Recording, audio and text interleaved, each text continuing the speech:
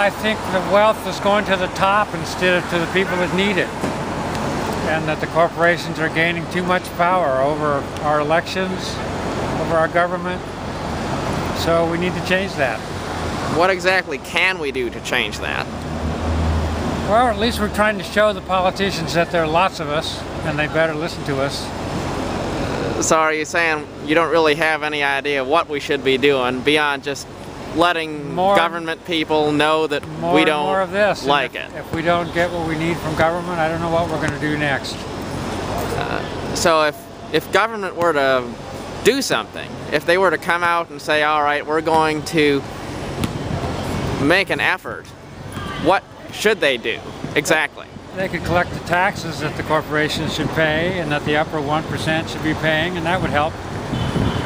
So basically just higher tax rates for the all corporations. And the corporations that are making a lot of money, that would help a lot. What would you describe as wealthy? Upper 1%. Like people making millions, making hundreds of thousands, or a million and over should right. be paying more taxes. Well, Warren Buffett, I know, was actually saying that he believes that the most wealthy of Americans should be paying more taxes. Yes, there are a few people like him, so, indeed, that are... I know he agrees with that point of view, even though he's the richest man in the world. Well, I don't know if he's the richest, but he's certainly got lots. Well, I believe he is. Yeah. So basically just higher taxes for the rich, and that's about the sum of what you think we should do. Spending. We could get out of Afghanistan. That would help. Right. So are you entirely anti-war in the context of the wars which we are currently involved in? I would say so. I don't think it's working. I don't think it's helping anybody these days. It's just killing people. Right. What do you think about the Tea Party and the other populist groups which are kind of... Well, I think the Tea Party ought to see that we're asking for fair taxation of the wealthy, and maybe some of them should come around. And they're funded by some of the big corporate people, the Koch oil brothers, right. A prime example. And I know that the media sort of has been painting the Wall Street protesters and the Tea Party is sort of similar, but as viewing each other as being polar opposites, so to speak.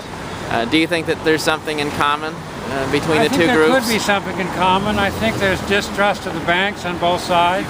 Right. Banks that got bailed out and lending and aren't creating jobs. The Wall Street protesters and the Tea Party group both seem to believe that the government should not be involved in any sort of bailouts of banks or things like that. I think the bailouts should have gone to the people being foreclosed instead of to the banks themselves. And then those people could have paid their mortgage, and then the banks would have survived instead of giving money directly to the banks. So this movement needs to get to be too big to fail. Do you think that the movement here has been growing? Oh yes, it's growing all over the country. It's growing worldwide. The Egyptians toppled a dictatorship.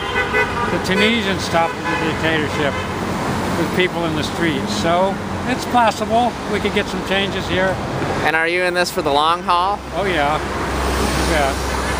How long are you prepared to stay here? Well, we're from Port Townsend. We're just over here for the day, but we had a demonstration in Port Townsend on Friday with a couple hundred people.